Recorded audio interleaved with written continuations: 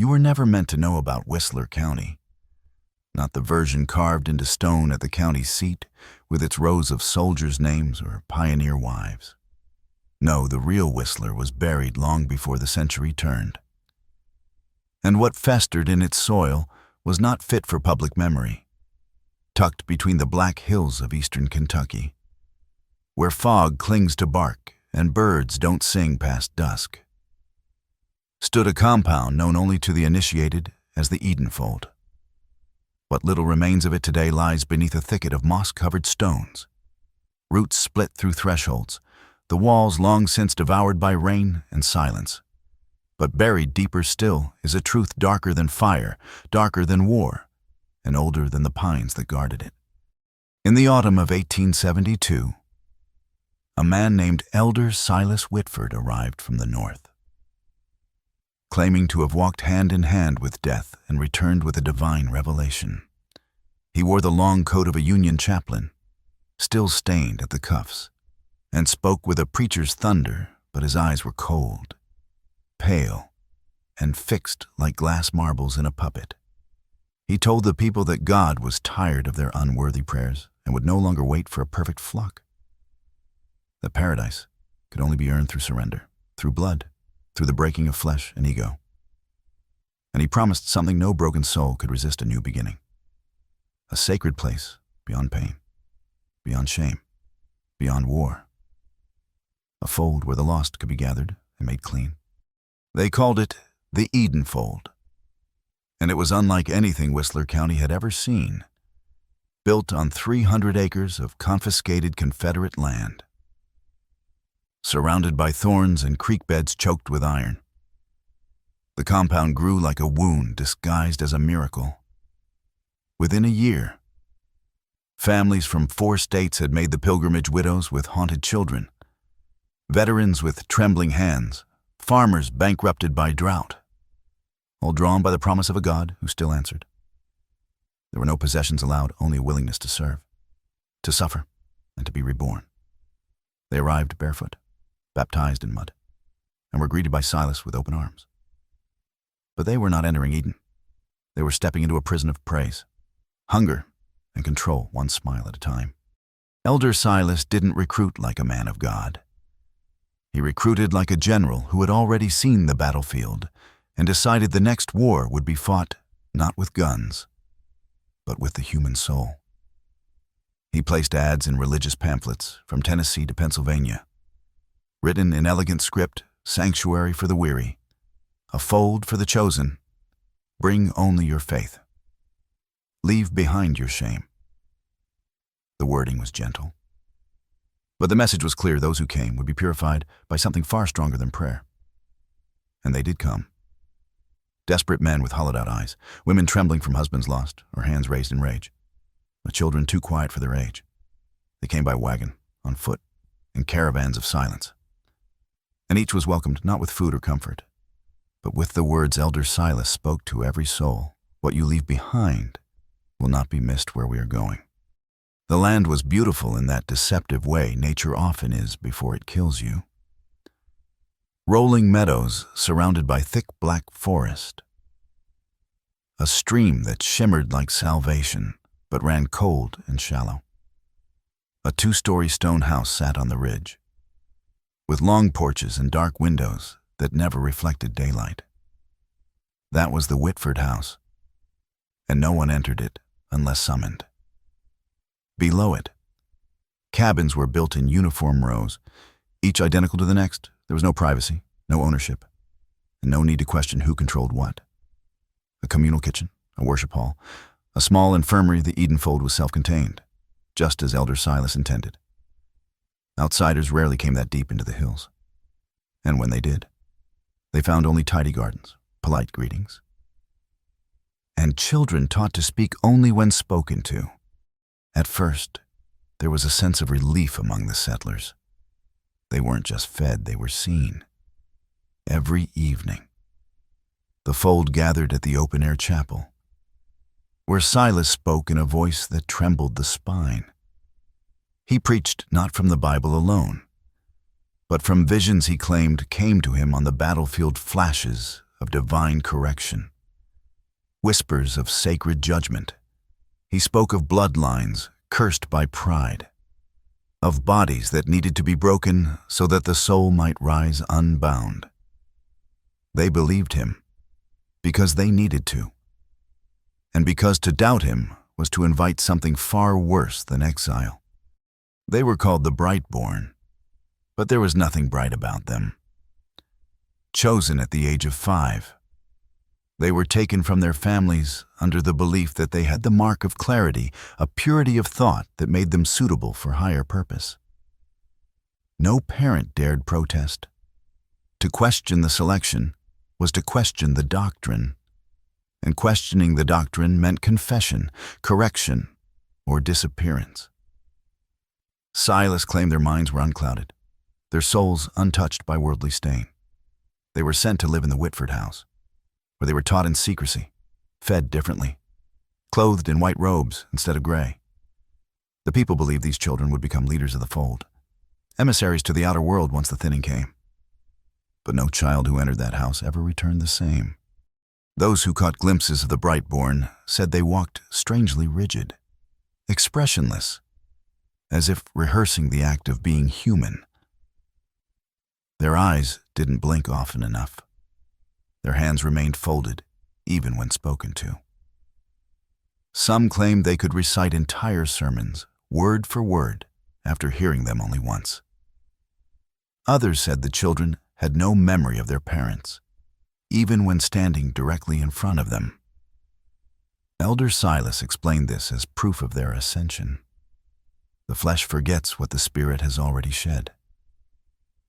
But late at night, when the wind shifted and the chimneys howled low, there were whispers of something else. That the brightborn were not being raised, but remade.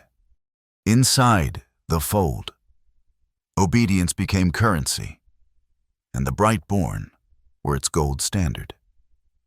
They sat in judgment during nightly confessions, watching silently as men and women sobbed, confessed imagined sins, and begged forgiveness for doubts they could no longer hide. If a brightborn nodded, the accused was spared. If they turned their head, the person was removed from the chapel and never seen again. Even Elder Silas bowed before their presence, claiming to only interpret what they illuminated. It was a perfect loop of power, Silas creating the brightborn, and the brightborn reinforcing Silas. The people believed because their children did. Or at least, because they thought their children still existed behind those vacant stairs. But a few parents began to feel the truth press against their ribs like a buried blade. Their children hadn't been chosen. They had been taken, rewritten, and something not quite human had been written in their place. The deeper one stayed within the fold. The less reality felt like a shared agreement. By the time the 3rd year passed, the people no longer marked seasons by the changing leaves or snowfall, but by the length of Silas's sermons and the number of names read aloud from the Book of Receivings. This book, bound in thick black hide and locked behind the altar, was brought out during the highest rituals, sunset ceremonies held on the last day of each month, when the sky turned the color of blood and the air grew unnaturally still. The congregation knelt in complete silence as Elder Silas opened the book and read the names of those who had been received by the fold, those whose deaths, disappearances, or disappearances by proxy, had been officially absorbed into the covenant. No questions were allowed. If your husband's name was read and you had seen him that morning, you wept in gratitude that his soul had already begun its unfolding. It was during these readings that the true magnitude of psychological submission came into view. Mothers who had not seen their daughters in weeks nodded solemnly when the names were spoken. Fathers bowed their heads as the names of sons echoed across the chapel. Even if their beds remained warm, those whose names were read were considered holy. To protest was to reject their gift. And so, the fold learned to grieve preemptively, to accept loss before it arrived. and to interpret absence not as tragedy, but as transformation. Over time, this reshaped the entire concept of presence. A man could walk past you in the fields and yet be considered gone. A child's voice could echo in the night, and yet you were to respond with praise, not pursuit. Silas called this the higher knowing estate where the heart no longer clung to the flesh, but beat in rhythm with divine detachment. But there were those who kept records of their own. Scraps of paper hidden beneath floorboards, symbols scratched into the wooden beams of cabins, secret calendars carved into stone behind the latrines. Women, mostly those who had given more than just faith. They began to realize the numbers didn't add up. Too many gone. Too many names spoken in ceremony with no burial boats. Too many children. Changed. And the deeper they counted, the more they began to suspect that the Book of Receivings was not a record of grace. It was a ledger of erasure. It began not with shouting or weapons, but with eyes. A lingering glance at the chapel door, a mother who hesitated before kneeling, a child who looked back over his shoulder when taken by a keeper. Small things so small that Silas might have missed them, if he hadn't trained his own to see the subtle folds of disobedience. But rebellion, even the soft kind, has a scent. It moves through a community like smoke, curling into corners and bones before flames ever show. And what Silas feared most was not violence. It was memory. He had spent years unspooling the self from every man, woman, and child, undoing family ties, names, desires, even birthdays. But something had begun to stir in the forgotten corners of the fold. Something quiet and dangerous. Margaret Wynne was the first. A midwife with gray-streaked hair and a spine that hadn't yet bowed.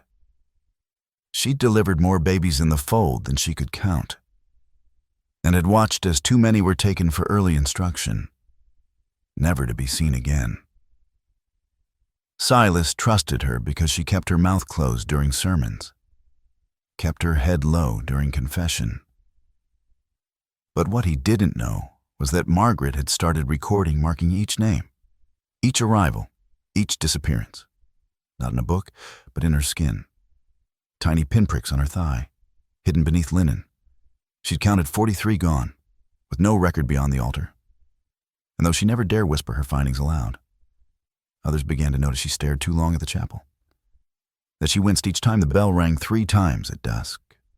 Then came the whispers, passed like contraband between wash buckets, between fence posts and soup pots. Mothers asking one another quietly, "Did your boy come back from the house? Did she remember your name? Do you still dream of him?"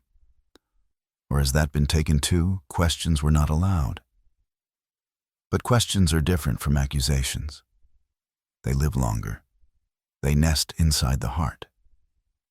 And soon, a few began to gather in silence, meeting under cover of moonlight at the edge of the boundary trees, where Silas claimed demons lived. There, they began to remember, not the fold, but the before. And memory, once it awakens, does not go back to sleep. The Whitford House had many rooms, but one was never spoken of, not even in whispers. It lay beneath the main structure, down a narrow stair behind a false shelf in Silas's private study. Those who had seen it described it only once, and never again. They called it the unseen room. There were no windows, no furnishings, just a stone floor and a smell of old iron and ash. Silas claimed it was a prayer chamber, a place where the veil thinned enough to hear the voice of God. But those who returned from it, if they returned at all, came back changed. Eyes dulled, speech halted. Some refused to speak altogether. Others never made eye contact again, as if seeing your own soul too clearly had burned out something essential. It was Timothy Rawle who discovered the chamber's true purpose. Though no one believed him at first, he was 15, broad-shouldered from labor, but sharp-eyed and quiet, the kind that watched everything and said nothing. He had once been chosen as a candidate for the brightborn, but rejected last minute when he coughed blood during selection. Silas called it a sign of weakness. But Timothy had taken that rejection as a gift, while cleaning the Whitford House as part of his penance. He found the false shelf, opened it, and saw what lay below. He didn't go down, only glimpsed enough to see rope tied to beams, claw marks in the stone, and a small stack of folded gray garments soaked through with something too dark to be dirt. He sealed the shelf and never told a soul until the day his sister's name was read aloud from the Book of Receivings. And her body was never found. That night, Timothy broke. He told Margaret Wynne, who already suspected more than she had dared speak. And once she heard the boy's story, her quiet record-keeping turned into strategy. She began gathering the others, those who had noticed missing tools, odd sounds at night, those who had lost children or lovers and had never received the burial boat. The beginnings of a plan took shape, not to escape, not yet, but to expose, to learn what was happening in the unseen room, and whether the veil Silas spoke of led to anything divine at all, or to something far more human, and far more monstrous. Because the real fear wasn't that God was watching. It was that Silas was alone in that room, and that he liked it that way. It started with a single nail rusted, bent, and jutting from the chapel floorboards near the altar. David Elkins, one of the elder carpenters of the fold, noticed it during morning repairs after a sermon that had run well past midnight. He reached to pull it loose and heard a hollow knock beneath the wood. A space, concealed, a crawl beneath the altar no one had ever spoken of. Silas taught that the altar had been consecrated with his own blood, sanctified in a fast where he claimed to levitate for 13 hours straight. No one dared approach it. But Elkins couldn't let go of the sound. For 2 days he pretended to be measuring the support beams. On the third day, just before dawn, he returned with a crowbar. What he found wasn't large, just a gap between beams, dark and dry. But inside were 3 objects that didn't belong: a woman's earring, a child's leather shoe, and a roll of cloth soaked through with a deep brown stain. He took nothing, left everything exactly where it was, and sealed the boards before the bell rang. But the next night, he appeared at the boundary meeting with Margaret Wynne, Timothy Rawle, and 2 others. His voice was low, shaken not from fear, but from the realization that everything he had given his life to was theater. "This place isn't for God," he said. "It's for hiding what we've done in his name." Margaret understood what he meant without asking. The fold had never promised comfort, only sanctification. Suffering was expected, even holy. But what if the suffering was not divine at all? What if it was staged, ritualized, to keep them all complicit, all broken enough to stay that night? They made a pact. No more silent watching, no more pretending not to see.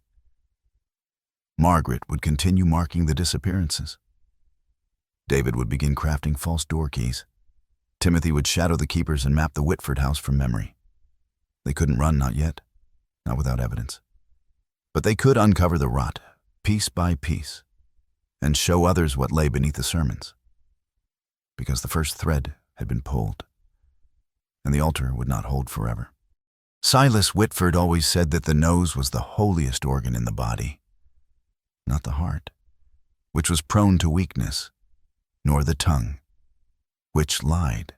The nose, he preached, could detect rot long before the eyes. It could smell the sins people tried to bury, the doubts they thought no one could see. Whether he meant it metaphorically or not, no one asked. But as the whispers grew in the fold, faint glimmers of resistance, of memory leaking through the cracks. Silas began to walk differently, slower, sharper. He sniffed the air during sermons. He studied faces as if searching for a familiar scent. And when he preached, his words were heavier, drenched in the threat of fire.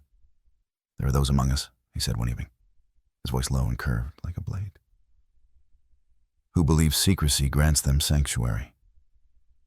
But the breath of the fold is clean. It will choke out the ones who poison it." The keepers, once seen as harmless watchers, were now armed with thin rods and given license to encourage truth. They no longer just listened. They recorded names, demanded confessions, imposed silence hours on entire cabins for a single infraction. The boundary gatherings became dangerous. David nearly didn't make it back one night, caught in the dark by two keepers and only saved when he claimed he'd been on penance, praying for forgiveness. Margaret's midwife privileges were revoked without reason. Assigned instead to a new woman brought in from another outpost, one whose eyes didn't blink often and who asked too many questions for a stranger. Timothy stopped speaking in the open altogether, mouthing words only when they were alone. The fold had turned inward, like a wound forced shut before it could heal. Yet it was precisely that tightening grip that began to shift the balance. The more Silas sought to crush the invisible rebellion, the more those outside it began to feel the pressure. Mothers whose children were suddenly reassigned. Laborers denied rations for miscounted prayers. Entire families relocated from cabins without warning. The fold had always demanded obedience, but now it was demanding fear. And fear, unlike devotion, leaves a trail. Margaret saw it in the eyes of the women at morning meal, in the silence between prayers, in the tremble that came with every ring of the chapel bell. The scent of doubt was no longer something Silas alone could smell. It was everywhere now, and it was growing stronger. It was during the final gathering of the season, a 3-hour sermon held beneath a violet sky, that the name was spoken. Not by Silas, not from the book of receivings, but from the lips of a child, soft, cracked, barely louder than the wind. Lena, a name no one had heard in over a year, a name believed erased, devoured by the fold, written off as received. The child who spoke it was Ruthie Carver, no more than 7, sitting cross-legged in the dust at the edge of the assembly. She said it once, then again, louder. "Lena saw me in my sleep." Her mother turned pale. Her father began to sob. 2 keepers were already moving before the 3rd syllable fell. Lena had been one of the brightborn, selected early, praised often, and then gone. No burial boat, no final blessing, no mention in the book. The community had accepted it like they accepted so many vanishings in silence, in dread, in submission. But Ruthie's voice cracked something open, something no ritual could seal again. That night, the child was taken for cleansing, the keepers said. But her cry echoed through the cabins long after the door closed. The next morning, Ruthie was not at morning meal. Her cot was empty, stripped. Her parents were relocated to a different cabin across the compound, where no one was allowed to speak to them. And for the first time in years, fear moved through the fold loudly. Margaret Wynne didn't sleep that night, nor did Timothy or David.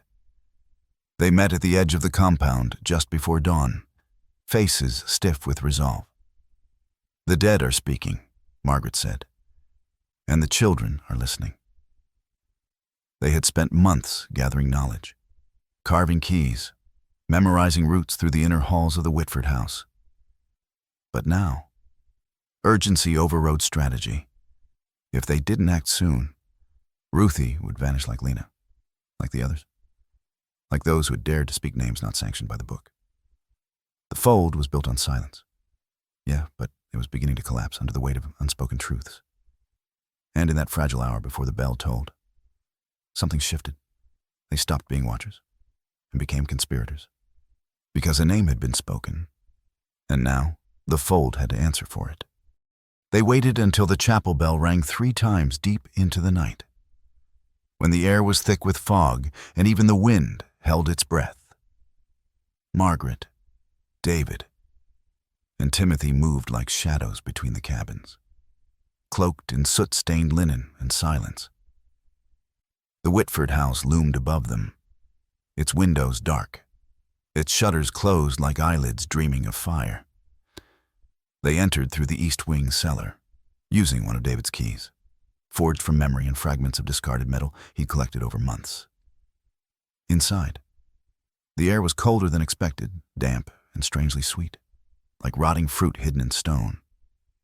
They passed the sleeping quarters, the sermon chamber, the room of records where Rebecca Whitford, the silent daughter, was said to sit for hours with blank parchment and ink that never ran dry. And then they found it the shelf behind Silas's study, just as Timothy had described, pressed against the back wall, built not to be opened, but to disappear entirely. It slid with a groan, slow and heavy, revealing a staircase of black stone slick with moisture. No lanterns, no carvings, just a passage that descended into airless dark. They did not speak. Margaret led the way, one hand pressed to the wall, the other gripping a bone-handled blade passed down from her grandfather, once used to skin deer, now used for truth. At the base of the stairs, the floor gave way to a narrow corridor lit by 3 oil lamps sputtering against the damp. And at the end of it, a door, iron-braced, double-locked, and sealed with a symbol none of them recognized, a circle split by a jagged line, almost like a tear through parchment. David held up the final key, his hands trembling, not from fear of being caught, but from the deep, unspoken dread that they were about to confirm every nightmare they'd buried. When the door creaked open, the stench hit first sour, metallic, soaked in years of breathless silence. Then came the sound, not screams, not moans, whispers, dozens, maybe more, layered over one another like water through reeds. Some were prayers, others were nonsense. A few were names. The room beyond was no larger than a chapel, but colder than any grave. Chains hung from the walls, soaked cloth lay piled in corners, and in the center was a stone table, blackened by fire. And against the far wall, barely visible, was a row of figures, standing, silent, facing the wall, some small, some tall, all unmoving. David stepped forward to speak, but Margaret pulled him back, because one of them had turned its head. For a moment, no one breathed. The figure that turned did so slowly, unnaturally, like its joints remembered movement but not meaning. Its face was pale, drained of warmth, eyes wide but empty, as if someone had painted a child's fear onto a mask of adult stillness. Margaret's grip tightened on David's arm. He tried to whisper her name, but even that felt sacrilegious in the presence of what they were witnessing. More figures shifted now, one by one, like puppets being pulled from invisible strings. Some looked toward the door, others merely swayed, vacant and muttering. Timothy took a step forward, just enough to catch the face of one near the front. It was Ruthie, hair matted, skin like wax. But it was her, eyes open, lips moving in silent repetition. Lena, Lena, Lena. Whatever had been done to them. It had not taken their voices, but had rearranged them. These were not captives in the ordinary sense. They had not been bound by ropes or locked in cages. Their bindings were deeper layered in whatever cleansing rituals Silas had devised. On the far wall, carved deep into the stone above the figures, was a phrase in Whitford's handwriting: "Obedience is not taught. It is planted. It grows in silence." Timothy began to shake. The rows of children and adults, some brightborn, some not, stood like roots pulled from the earth, kept alive just long enough to grow into something else. It was not enough for Silas to erase the mind. He had preserved their bodies, shaped their behaviors, turned them into living scripture proof that the flesh could forget its origin. They'd seen enough. Margaret motioned to retreat, but as they turned to leave, a small chime rang out from the hall above a bell, not the chapel's, but one used inside the Whitford House. Someone else was awake. A door creaked, slow and deliberate. Footsteps followed. Not fast, but steady, confident in the way only a person who believes they are ordained can walk. They extinguished their lamp and backed toward the stair, but before disappearing into the shadows, Margaret turned one last time to Ruthie, who was still whispering her sister's name.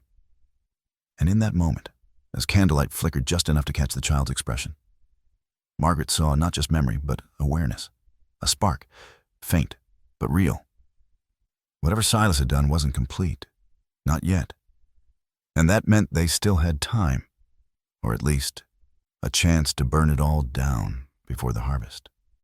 They didn't speak until the ridge swallowed the Whitford house behind them.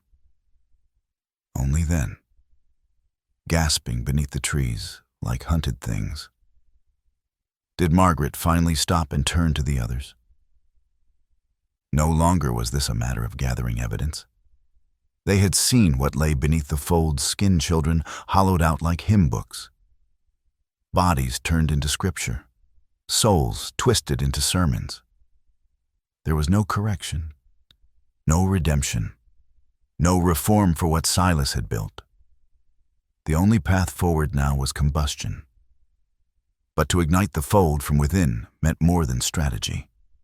It meant betrayal of neighbors, of kin, of the version of themselves that had once bowed willingly and called it holy. David was the first to ask what none of them wanted to say aloud. What if the others won't believe us? And he was right to ask. Because even with the proof of Ruthie's eyes and the stone table in the chamber below, the fold had buried itself deep into the marrow of its followers. For years, Silas had rewritten the meaning of sacrifice, of suffering, of salvation itself. To question him was to slit your own soul's throat. And yet, there were cracks now visible in the eyes of the mothers. The twitch of laborers during sermons, the silence that grew thicker each time the bell rang.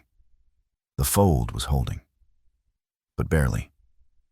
And Margaret knew all they needed was a spark, a rupture in ritual so jarring that the people could no longer call it holy. That night, they devised the first real strike. David would sabotage the bell rope in the chapel, severing the symbol of time's control.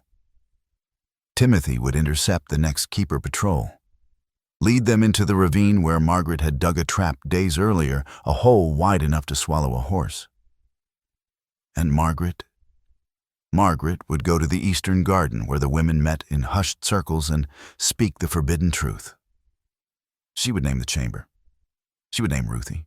She would name Lena. Not metaphorically, not symbolically, but with the clarity of someone who had seen it, touched it, and was no longer afraid of being received. Because now, the real price was not what they might lose, but what would be lost if they failed to act.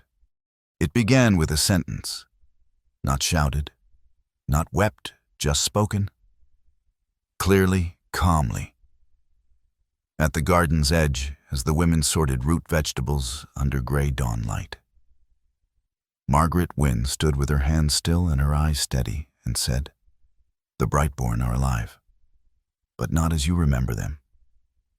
For a moment, no one moved. The air shifted. The birds, which had long since learned to avoid the fold, rustled faintly in the trees like they too were listening. One of the younger mothers, Miriam, whose son, Eli, had been taken 2 winters ago, dropped her knife. Another whispered, "What did you say?" But Margaret didn't repeat herself. Instead, she stepped forward and said, "They are in the chamber below, standing, breathing, whispering the names of the ones we forgot." It spread faster than she had imagined. Not panic, but recognition.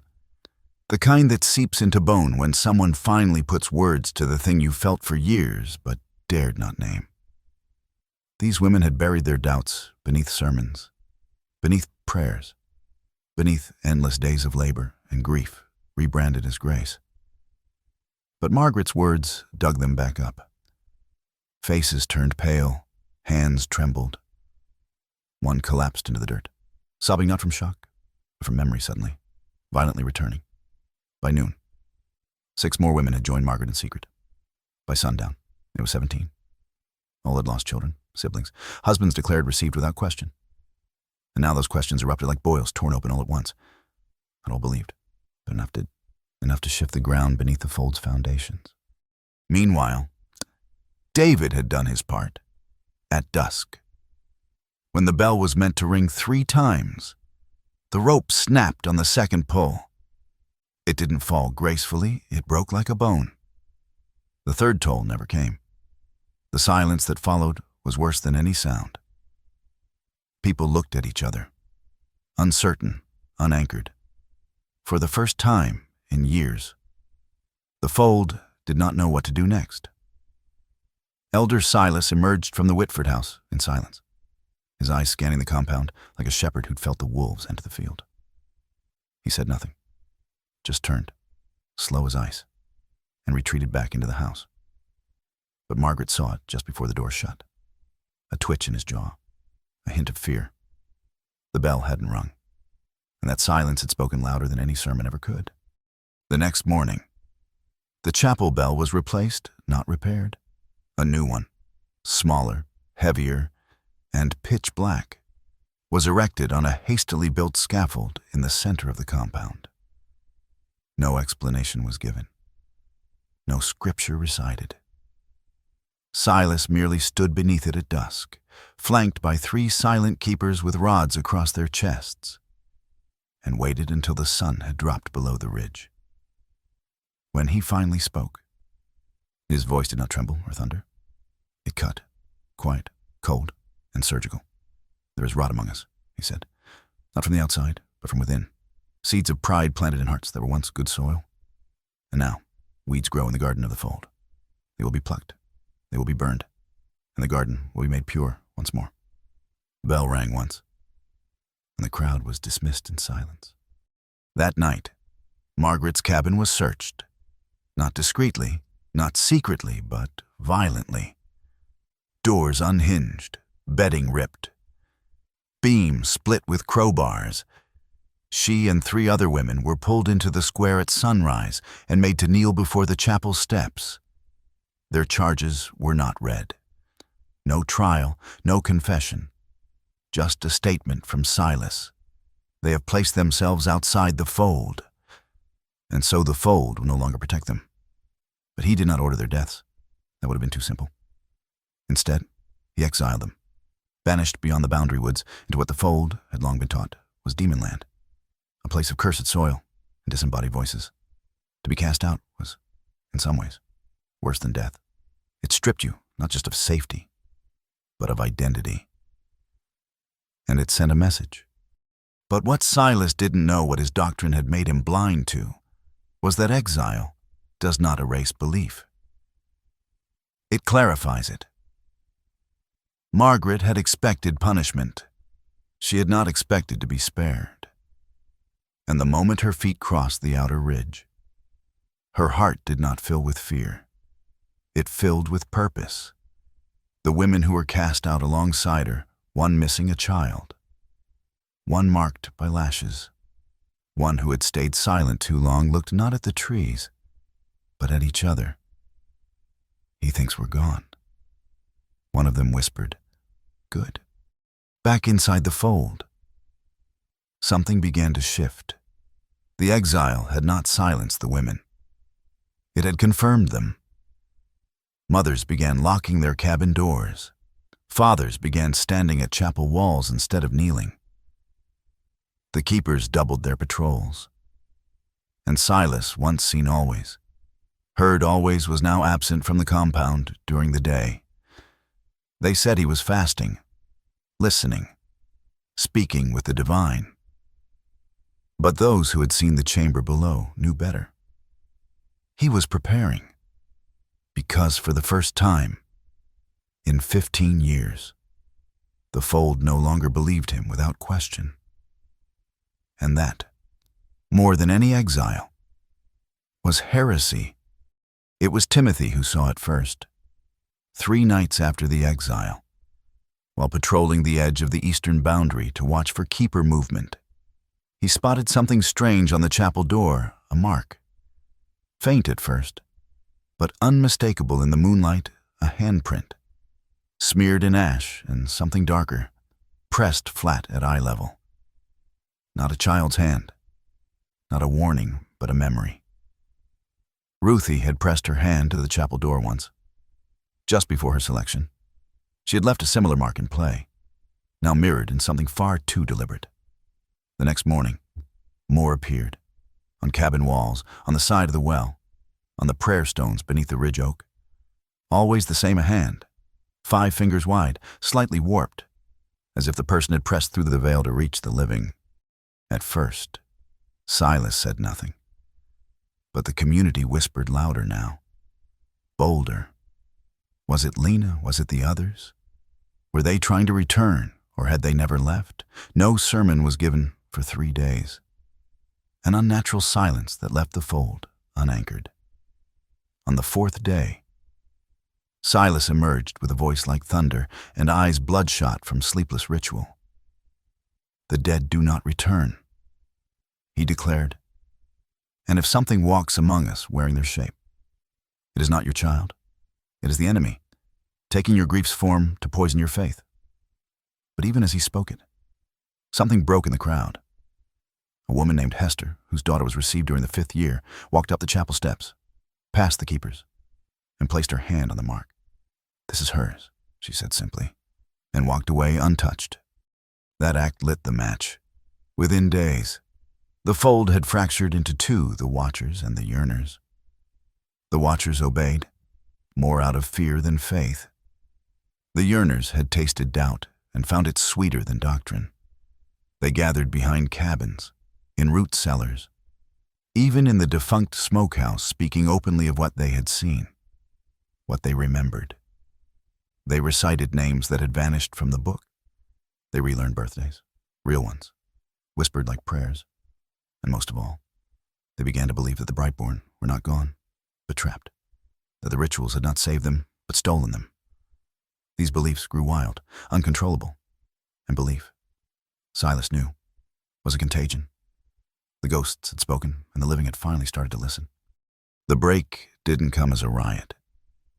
It came as a silence too loud to ignore. On the morning of the thinning feast, a sacred day marked each year by fasting, prayer, and a single communal meal shared in reverent quiet, nearly half the cabins remained shuttered.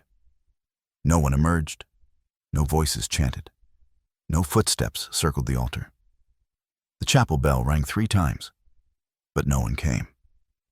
The watchers gathered, tense and thin-eyed, muttering about shame, betrayal, and punishment. But even they knew the air had shifted. The grip was loosening. For the first time, obedience was not automatic. It had to be requested. And soon, it would have to be forced. Silas appeared mid-morning, flanked by 6 keepers, their rods now tipped with iron and wrapped in thorns. He walked through the empty rows of cabins like a warden through a prison, no longer afraid of him. He did not knock. He ordered. Doors were opened. Rooms were searched. Food was confiscated. One man, Brother Allen, a quiet father who once painted birds on cabin walls for the children, refused to kneel when commanded. His hand was broken in front of his wife and sons. He did not scream. He only looked at Silas and whispered, "They're coming for you. You know that now." Silas responded with silence. But his face turned gray. That night, the chapel was set aflame, not by a mob, not by a single torch, but by dozens of oil-soaked robes piled high in its center and lit without fanfare. No warnings, no speeches, just fire, red and high, devouring scripture, altar, and the bell rope alike. The watchers rushed to extinguish it. The keepers beat 3 people to the ground in the chaos. But it was too late.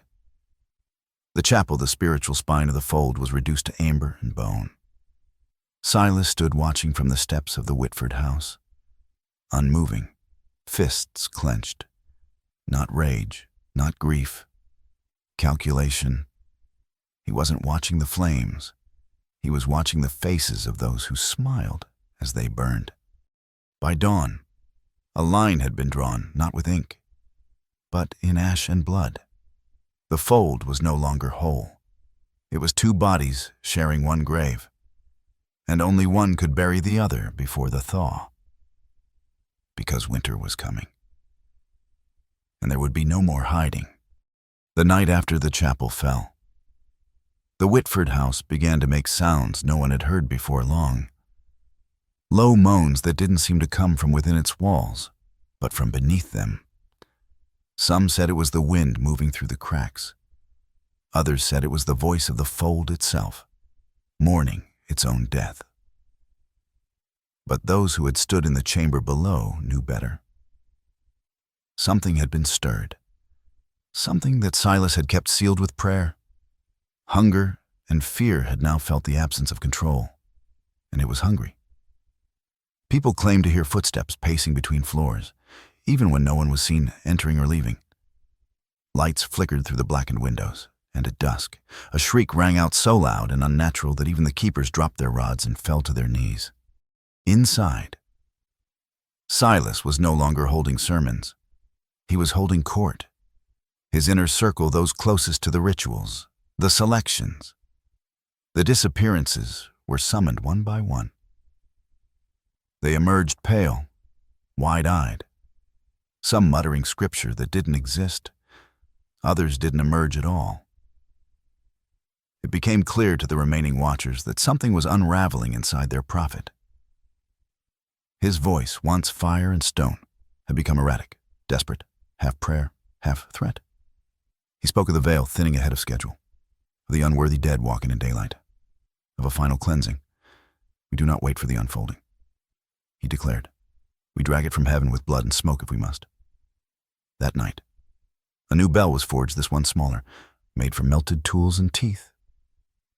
It rang only once, but the sound of it echoed like a warning. Meanwhile, the yearners, those who had once feared to speak, now moved freely between cabins under moonlight.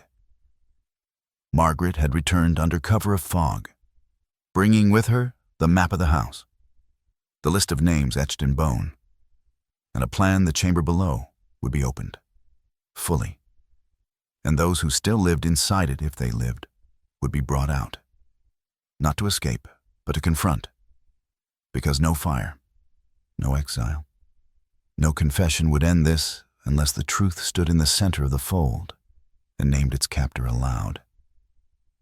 Ruthie's voice had started it. Lena's memory had fueled it. But what lay in that stone room beneath the prophet's feet would either sanctify the rebellion or end it in silence. They opened the chamber just before sunrise. While the mist still clung low across the ridge and the Whitford house stood as still as a tombstone, Margaret led, followed by Timothy and 3 others who had memorized every passage, every shadowed turn, every lock that once resisted, but now gave way with ease. This time, they came not as spies, but as witnesses. The chamber smelled the same copper, rot, ash, but now the whispers were louder, no longer drifting. They formed words, names, commands. See me, speak me, bring me up. The figures lined against the wall turned as one, like reeds bending in wind. And as Margaret stepped forward with the oil lamp raised high, Ruthie stepped out from the line and opened her mouth. What came out wasn't a scream. It was a song broken, fractured, but familiar. The melody Silas had taught them all in their first week at the fold, a lullaby of submission. Now, inverted into something that cracked the stone beneath their feet. Above them, the Whitford House exploded with motion. Doors slamming, keepers shouting. The final bell rang again, sharp and cruel. But this time, no one bowed. The yearners moved cabin to cabin, calling names. Not the names the fold had assigned, but the true names. Those buried in old lives. Birth names, kin names. Names no one had spoken aloud in a decade, and like dust shaken from blankets. People began to stir, first the children, then the mothers, then the quiet men who had buried their courage long ago. Silas emerged in white, robe trailing like a wounded beast, his eyes wild, his mouth foaming scripture. But no one knelt. No one answered. The power had left his voice. Not because it had softened, but because it was no longer believed. Margaret stood at the foot of the chapel ruins, Ruthie beside her, and spoke 4 words loud enough to split the fold in half. "We are not yours." The Whitford House shuddered. Smoke poured from the foundation. The chamber below began to groan. And with a great wrenching crack, the eastern wall split open, revealing a tunnel, shallow and wide, a way out. The children came first, blinking into light. Then the others, silent, pale but awake, when the last soul crossed the threshold. Ruthie turned to look back. The house was burning now, but it was also screaming, a noise not made by wood or fire, but by something ancient collapsing under the weight of truth. By nightfall, the fold no longer existed. Only smoke, ash, and names, so many names, spoken aloud by people who had finally remembered who they were. No records were kept, no markers left behind, just a single tree standing where the chapel once was, blackened but alive. Branches stretched skyward like arms freed from binding. And if you listen closely, they say, you can still hear a voice on the wind. Not Silas's, not scripture, just Ruthie, humming that inverted lullaby to keep the dead asleep and the living awake.